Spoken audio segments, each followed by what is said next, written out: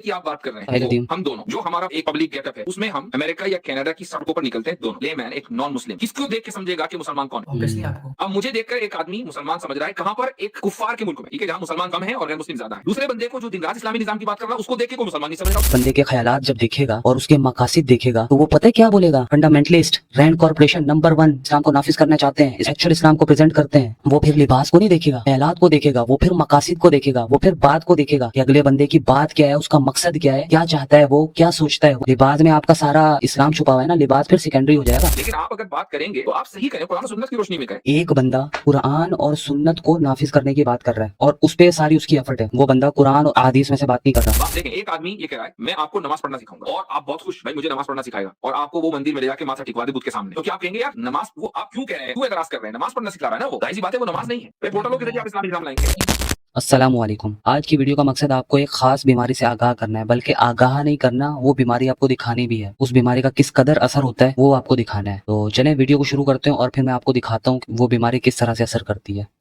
कि मसलन आपने एक गुलाम रखा है अपने यहाँ, ठीक है ना? आपने लेट सपोज एक गुलाम रखा है, ठीक है ना मुफ्ती साहब? तो आप उस गुलाम को जब भी कोई काम करने को कहते हो तो वो गुलाम क्या करता है, वो गुलाम आपके सामने कभी खड़े हो जाता है और आपका नाम बार-बार बोलना रिपीट कर देता है, ठीक है ना? आप उस गुलाम को कहते हो कि पड़ोसी के घर कोई काम करने जाए या बाहर जा, वो मतलब क्या करता है, वो शख्स बार-बार क्या करता है, कभी आपके सामने सजदे करता है, कभी आपके सामने खड़े हो जाता है और मतलब आपका नाम बार-बार जपता है, मतलब बार-बार आपका नाम बोलता रहता है, ठीक है ना? तो मुफ्ती साहब, मेरा सवाल ये है कि हम भी तो अल्लाह ताला के गुलाम हैं। आपका उन लोगों के मुतल्लिक क्या कहना है जो लोग दिन रात अल्लाह ताला के अहकाम को पढ़ते हैं, कुरान मजीद को दिन रात पढ़ते हैं, लेकिन कुरान मजीद में जो अहकाम अल्लाह सुब्हानहू व तआला ने हमें मतलब दिए हैं, जैसे कहीं पे चोरी हो तो चोर के हाथ काट दो, ज़िना हो तो उसको रजम कर दो। जैसे अल्लाह ताला सूरह माइदा में फरमाते हैं 45, 46 और 47 आयत में वमन लम यहकुम बिमा अंज़लल्लाहु फउलाइका हुमुल काफिरून, जो लोग फैसले नहीं करते उस चीज़ के मुताबिक जो अल्लाह अज़्ज़ व जल ने नाज़िल की है, वही लोग काफिर हैं। वमल्लम याकुम बिमा अंज़लल्लाहु फउलाइका हुमुज़ ज़ालिमून, जो फैसले नहीं करते उस चीज के मुतालिक जो अल्लाह रब्बुल इज्जत ने नाजिल की है, वही लोग जालिम हैं। आगे अल्लाह ताला फरमाते हैं और हमने अहले इंजील को ये हुक्म दिया था कि तुम लोग सैयद कुतुब की किताब में पढ़ा था ये या शेख तकीयुद्दीन अन्नभानी की? जी जी, शेख तकीयुद्दीन अन्नभानी की किताब में पढ़ा था या सैयद कुतुब साहब की? उसने कुरान की आयतें सुनाई है आपको, कुरान की आयतें, और आप इसमें से क्या निकालना चाह रहे थे वो अंदाजा है हमें आपकी सोच की वजह से, लेकिन ये आयत कुरान पाक की है, ये किसी बंदे की नहीं है। मैंने मौलाना मौदूदी की किताब में पढ़ा था। मौलाना मौदूदी की किताब में, ठीक है, सही है, बहुत जी, बेहतर है। तो थोड़ा सा रह गया, आगे थोड़ा सा रह गया मुझे। नहीं, वो पता चल गया, वो आगे की पूरी हिस्ट्री पता चल गई है, मैं आपके नहीं, साथ हूँ। बस एक लास्ट में पॉइंट रहा, वो आप सुन लीजिए मेहरबानी करके, वो सबसे इंपॉर्टेंट है। मेरा आपसे मेन सवाल ये है मुफ्ती साहब, मैं लिटरली आपके सारे काम को एप्रिशिएट करता हूँ, वल्लाही अल्लाह की कसम खा के बता रहा हूँ, चाहे आप हो, शेख उस्मान हो, अली दावा भाई हो, मोहम्मद इजाब हो, आपकी तस्वीरें देखता हूँ क्योंकि आप मतलब दीन को फैला रहे हो, अल्लाह ताला की बातें करते हो, तो मैं आपकी तस्वीरों को अल्लाह पाक की कसम चूमता हूँ इस वजह से। लेकिन मेरा देखो इख्तिलाफ करने का मेरा आप लोगों से हक है। देखो मुफ्ती साहब, आप मेरी बात सुनो, अगर कोई किसी जगह पे दीन से मुखलिस कितना है ये बंदा माशाल्लाह से, अल्लाह ताला के निज़ाम को कायम करने की कोशिश कर रहा है, तो आप उस शख्स के मतलब खिलाफ क्यों खड़े हो जाते हो? इंस्टेड कि आपको उसको एंडोर्स करना चाहिए, उस शख्स को मतलब आगे अच्छा, उसको चलें, सपोर्ट करना चाहिए। अब सुन लीजिए, अब आपने अपनी पूरी सुना दी ना, सुन लीजिए। जी, क्या मैंने कभी ये बोला है कि इस्लामी निजाम को कायम करना गलत है?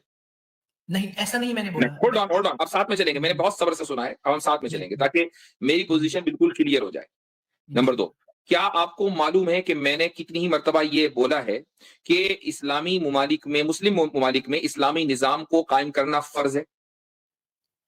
जी, बिल्कुल। आपको मालूम है कि मैंने बोला है?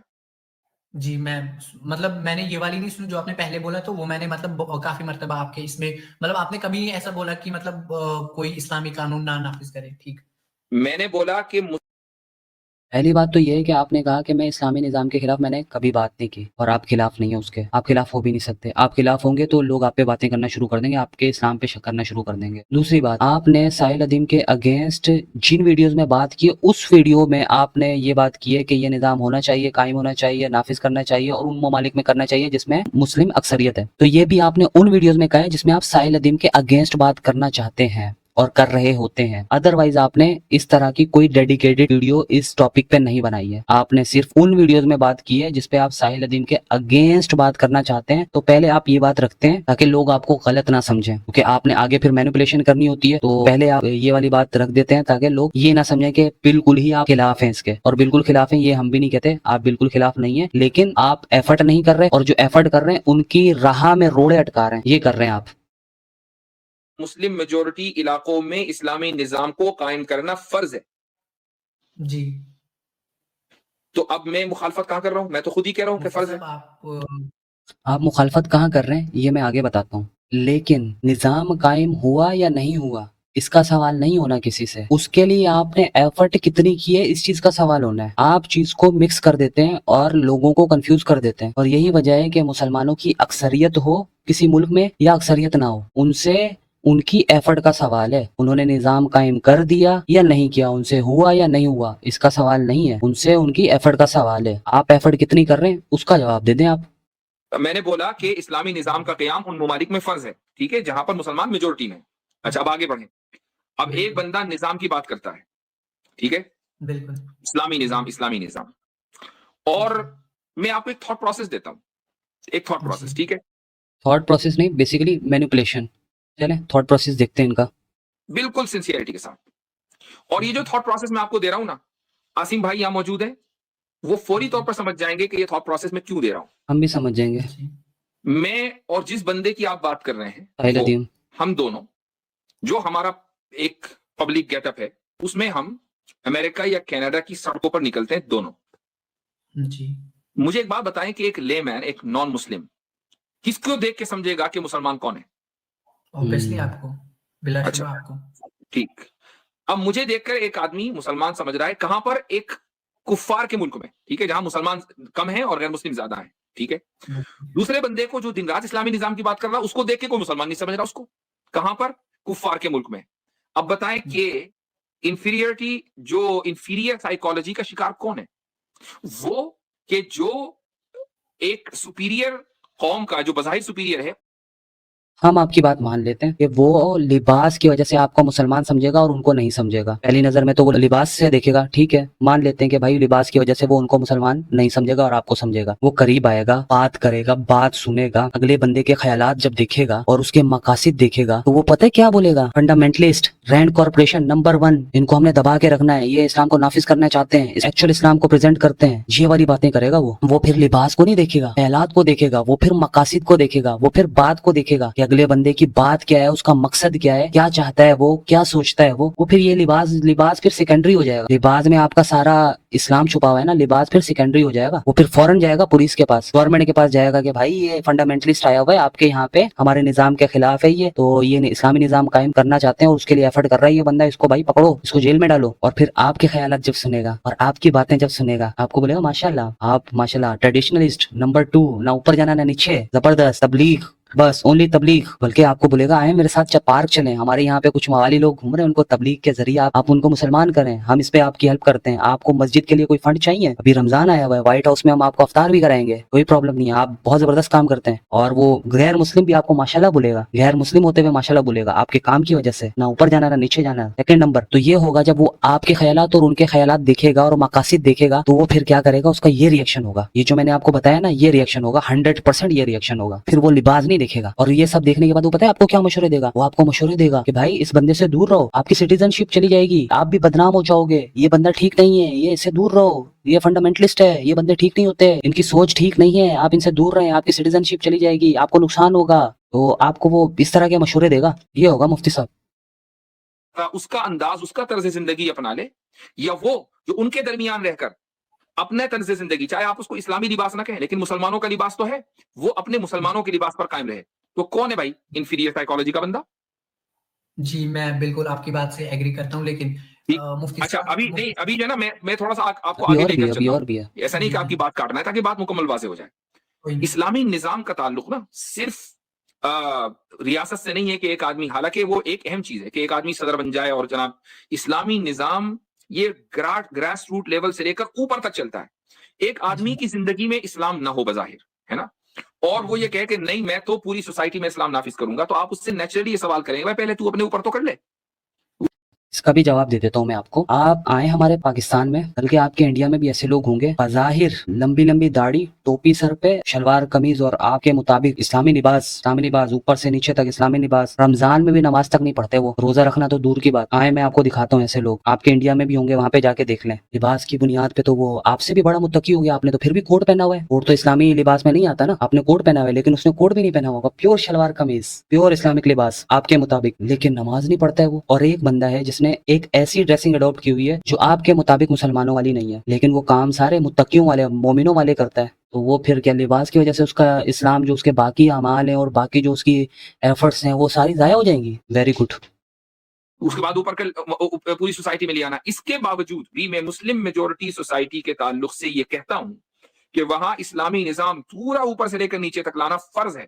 और जो लोग इस ताल्लुक से गुफ्तगू नहीं करते हैं या जो उस कुफरिया निजाम से मुत्तफिक हैं, अल्लाह ताला के यहाँ उनकी जबरदस्त पूछ होने वाली है। ये बिल्कुल आपने ठीक बात की है, लेकिन इसको मैं थोड़ा सा और क्लियर कर देता हूँ। ये सिर्फ पकड़ उन लोगों की नहीं होगी जो मेजोरिटी में है, ये उन लोगों से भी होगी जो माइनॉरिटी में है। हर बंदे पे उसकी एफर्ट का सवाल होगा, उसकी एफर्ट के मुताबिक पूछा जाएगा कि तुमने एफर्ट कितनी की। ये नहीं पूछा जाएगा कि तुमने कायम किया कि नहीं किया, एफर्ट कितनी की, एफर्ट का सवाल होगा। ये बात आप नहीं समझा रहे लोगों को। सारा मसला यही है, सारा मसला एफर्ट का है। एफर्ट वाली बात आपको करनी चाहिए और इस पे आप आते ही नहीं है।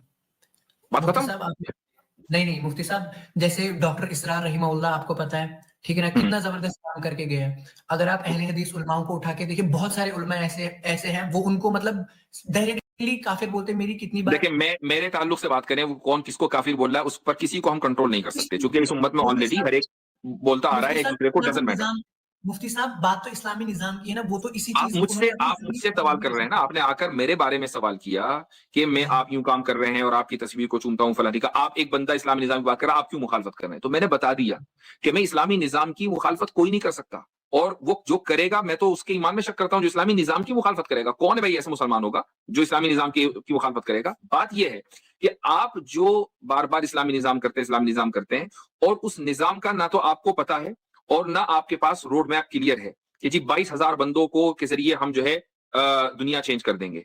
अभी मान लेते हैं आपके मुताबिक उसको पता नहीं है, लेकिन उसको जितना पता है वो उसके मुताबिक एफर्ट कर रहा है। मान लेते हैं आपकी बात कि उसके पास रोड मैप भी नहीं है, आप दे दें रोड मैप, आप बता दें रोड मैप, उसको बता दें, समझा दें कि भाई ये इस तरह से आप गलत सोच रहे हो, इस तरह से होगा। आपने कभी ऐसा किया है? या आपकी सोच में भी इस तरह की कोई चीज है कि हमने इस तरह की चीज करनी है? आप सिर्फ क्या करते हो, आप उन वीडियोज में जिसमें आपने खिलाफ बात करनी हो, तो उसमें ये जो आप बड़ी बड़ी बातें कर देते हो के अलावा कोई बात की है डेडिकेटेड? कभी इस पे कोई काम किया आपने? अगर किया है तो बता दें, मैं अगर गलत हूं तो मुझे बता दें। और इनके स्टूडेंट्स भी आते हैं, कमेंट्स कर रहे होते हैं, आप बता दें अगर इन्होंने उन वीडियोस के अलावा जिसमें साहिल अदीम पर तनकीद करना चाहते हैं, उन वीडियोस के अलावा इन्होंने इस टॉपिक पे वीडियो की हो, बता दें मुझे।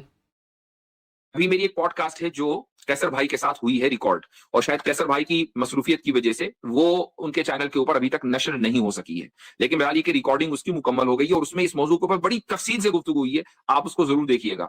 उसमें उस पॉडकास्ट में जो आपने भंड मारे, आपने और कैसर अहमद राजा साहब ने मिलकर जो भंड मारे, उस पे एक वीडियो तो मैंने बना दी और आगे मैं इंशाल्लाह वीडियोस बनाता हूँ उस पे। खास जिस बंदे के बारे में आप बात कर रहे हैं, उसके नजरिए को कि कैसे इस्लामी निजाम आएगा, क्या वो वाकई रियलिस्टिक है या नहीं, इस पर गुफ्तगू हुई है, बड़ी तफसील के साथ गुफ्तगू हुई है। तो हमें किसी से कोई जाती प्रकाश नहीं है, लेकिन आप अगर बात करेंगे तो आप सही करें, कुरान और सुन्नत की रोशनी में करें। बिल्कुल। एक बंदा कुरान और सुन्नत को नाफिज करने की बात कर रहा है और उस पे सारी उसकी एफर्ट है। वो बंदा कुरान और अहादीस में से बात नहीं कर रहा। लॉजिक है कोई इस बात की? वो क्या एथिज्म की बुक से ये सारी चीजें उठा उठा के ये लोगों को जगा रहा है, लोगों को समझा रहा है, लोगों को बता रहा है कि भाई तुम्हारी जिम्मेदारी क्या है? एथिज्म की बुक से ये बात कर रहा है, सेकुलरिज्म की बुक से ये बात कर रहा है, बाइबल से ये बात कर रहा है, कुरान और सुन्नत में से ही वो दिखा रहा है ना। मैं कुरान और हदीस के हवाले दे रहा है, कुरान हदीस हमें सुना रहा है, उसके मुताबिक हमें बता रहा है ना कि भाई अल्लाह ने हमें ये हुक्म दिया है, हमारे हुजूर सल्लल्लाहु अलैहि वसल्लम की ये सुन्नत थी, ये उन्होंने हमें बताया है। जी, यही है मुफ्ती साहब, बस यही बात पूछनी थी। बट आपसे एक रिक्वेस्ट है, मेहरबानी करके मतलब आपको मतलब सुनते हम थोड़ा-सा, जैसे एथियज़्म पे आप काम कर रहे हैं ना, मुझे लगता है आजकल मुसलमानों के दरमियान ये एक चीज़ भी है ना, जिस पे बहुत ज़्यादा काम करने की ज़रूरत है। तो मेरी आपसे दरख्वास्त रहेगी कि मतलब आप मेहरबानी करके इस चीज़ पे मतलब वीडियोज़ रिकॉर्ड करा दें, लेक्चर इस चीज़ पे दे दें कि मुसलमान भाई, ज़िना चल रहा है, शराब-खानी चल रही है, चोरियाँ चल रही है, कहीं पे कोई इंसाफ नहीं है। लेकिन कोई बोलता ही नहीं, कोई मतलब इतने बड़े-बड़े मुफ्तियाने किराम है, मैं समझता हूँ अल्लाह की कसम, जो पाकिस्तान में आज मतलब इतने हायर लेवल पे पॉलिटिक्स में बैठे, चाहे वो पॉलिटिक्स में हो, चाहे वो आर्मी में हो, मैं समझता हूँ पॉलिटिशियन आजकल जो हमारे पॉलिटिक्स में मुफ्ती तारिक मसूद साहब को होना चाहिए, तारिक जमील साहब को होना चाहिए, आपको होना, क्योंकि ये लोग नहीं, इंसाफ क्यों होना कायम कर चाहिए? एक तरफ तो आप कहते हैं कि ये जो पॉलिटिक्स है ये इस्लामी निजाम के खिलाफ है, जिन साहब और की आप बात कर रहे मैं हैं। इस्लामी डेमोक्रेटिक सिस्टम में पॉलिटिक्स करना और उसके मुताबिक पॉलिटिक्स करना वो इस्लाम के खिलाफ है। पॉलिटिक्स करना इस्लामी निजाम के लिए ये इस्लाम के खिलाफ नहीं है। आपको समझने में मेरे ख्याल से थोड़ा सा मसला है। बोल रहा हूँ मुफ्ती साहब आपको, मैं इस्लामी निजाम की बात कर रहा हूँ। उस इस्लामी हम्म, निजाम में हमारे हेड होने चाहिए, हमारे हम्म। खलीफा ऐसे लोग होने चाहिए, आप जैसे लोग जिनको अल्लाह ताला ने दीन की इतनी समझ दी है। लेकिन अब अगर कोई इंसान कोशिश कर रहा है उस चीज को करने की, मेरा ये मैं मानना मैं मैं वही कह रहा हूँ कि देखें, महज किसी के बोल देने से कि जी मैं कोशिश कर रहा हूँ, मैं कोशिश कर रहा हूँ, मैं कोशिश कर रहा हूँ, उसको कोशिश करने वाला नहीं कहा जाता। बात देखें, एक आदमी ये कह रहा है मैं आपको नमाज पढ़ना सिखाऊंगा, ठीक है, और आप बहुत खुश, भाई मुझे नमाज पढ़ना सिखाएगा, और आपको वो मंदिर में ले जाके माथा टिकवा दे बुत के सामने, तो क्या आप कहेंगे यार नमाज, वो आप क्यों कह रहे हैं, क्यों एतराज कर रहे हैं? नमाज पढ़ना सिखा रहा है ना वो, जाहिर सी बात है वो नमाज नहीं है। निजाम की जो ये है साहिल फोबिया। ये आप देखें कहाँ पे जाके क्या मिसाल दिया। एक बंदा कोशिश कर रहा है या नहीं कर रहा, वो बोल ही नहीं रहा, वो नजर आ रही है सबको कोशिश, उसकी एफर्ट नजर आ रही है और उसकी वजह से बहुत सारे लोग आपको दिख भी रहे हैं। बात कर रहा है उसको अपना मनहज क्लियर करना पड़ेगा कि किस मनहज के जरिए आप इस्लामी निजाम लेकर आना चाहते हैं, वो क्या मनहज है। आपने मनहज ही क्लियर नहीं किया, आपको पोर्टलों से फुर्सत नहीं है, भाई पोर्टलों के जरिए आप इस्लामी निजाम लाएंगे। मैं समझ गया आपका जवाब। जब आपके ये बहुत ज्यादा साहिल फोबिया का शिकार हो चुके हैं, बहुत ज्यादा साहिल फोबिया का शिकार हो चुके हैं। इन्फीरियोरिटी वाली बात इनके दिमाग पे लगी है, इनको समझ ही नहीं आती। भाई अगर एक बंदा कोई थ्योरी दे रहा है, गलत भी हो सकती है, ठीक भी हो सकती है, इनिशिएटिव तो लिया ना उसने, एक तफक्कुर करने का इनिशिएटिव तो लिया। इनिशिएटिव अगर बंदा ले रहा है, जाहिर सी बात है वो गलत भी हो सकती है, ठीक भी हो सकती है, उसकी थ्योरी है, उसने इनिशिएटिव रख दिया एक चीज का, और उस पर 10 15 20 100 लोग उस पर जब रिसर्च करना शुरू कर देते हैं तो सही चीज पे भी बंदा पहुंचेगा, सही चीज भी सामने निकल के आएगी। सही चीज तक बंदा कैसे पहुंचेगा? वो उस बेस की वजह से पहुंचेगा, क्योंकि किसी ने बेस रखी थी, उस बेस की वजह से लोग चलते चलते सही चीज तक पहुंच गए। साइंस ने कैसे तरक्की की है? न्यूटन ने बेस रखी थी कुछ चीजों की, आइंस्टाइन ने उसको मजीद आगे बढ़ाया और आज की साइंस उसको मजीद आगे बढ़ा रही है। बेस थी ना। आपको ना साहिल फोबिया से निकलने की जरूरत है, बहुत सख्त जरूरत है आपको। पास कोई रोड मैप ही नहीं है, आपके मतलब पास न सिर्फ ये कि कोई रोड मैप है, बल्कि आपका जो भी रोड मैप है वो जी। ऑलरेडी एग्जिस्टिंग स्ट्रक्चर को तबाह करने के बाद शुरू होता है। यानी जी, मैं आप पहले कहते हैं कि नहीं पहले सबको तबाह कर दो, उसके बाद मैं अपनी बात कहूंगा, इस तरह नहीं होता भाई। मैं समझ गया, मैं आपकी इस बात से एग्री कर। आप एक्सप्लेन करते हैं ना कौन से एग्जिस्टिंग स्ट्रक्चर को जो ठीक है और वो उसको खराब करना चाहते हैं, एक्सप्लेन करते हैं ना सही तरीके से। आप एक चीज को कह रहे हो कि अगर एक बंदा उस पे काम नहीं करता है, उस पे पकड़ होगी उसकी और उसको जवाब देना पड़ेगा उसको, तो जिस चीज पे पकड़ भी होगी और जवाब भी देना पड़ेगा, आप उस पे क्या कर रहे हो? आपकी क्या एफर्ट है उस पे? इनको साहिल फोबिया हो गया है और बहुत जबरदस्त तरीके से हुआ है, और इनके दिमाग पे ऐसी जगह पे जाके साहिल फोबिया बैठा है और इनका दिमाग खा रहा है कि वो निकल ही नहीं रहा उससे। तो ये बहुत ज्यादा साहिल फोबिया का शिकार हो गए, इनको अपना इलाज करवाना चाहिए, किसी अच्छे डॉक्टर को, हकीम को जाके दिखाएं और अपना इलाज करवाना चाहिए इनको।